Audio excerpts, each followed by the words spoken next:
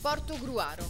Siamo stufi di questa politica non aperta al multiculturalismo. Lei non ha fatto niente, non meritava un gesto simile, non è giustificabile. A parlare sono i rappresentanti del movimento Rete Studenti Medi del Veneto, riuniti per un flash mob di protesta nei confronti del sindaco senatore, che durante la cerimonia del 4 novembre nel corso dei saluti non ha stretto la mano a una ragazza di colore.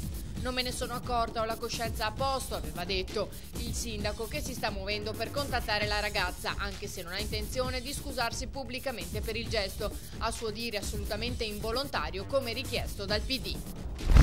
San Donà di Piave. Aggressione per strada giovedì verso le 23. Un uomo di origine marocchina di 54 anni è stato soccorso a terra in un lago di sangue.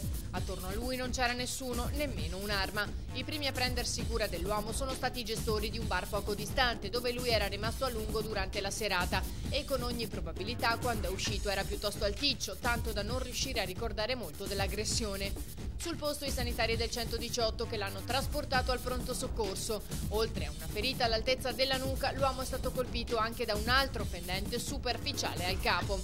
Traumi guaribili in una decina di giorni. Indagano i carabinieri. Regione.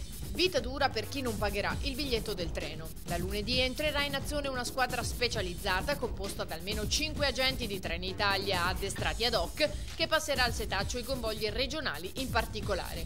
L'obiettivo? Quello di ridurre l'evasione ed evitare la conseguente diminuzione di risorse destinate al servizio ferroviario regionale.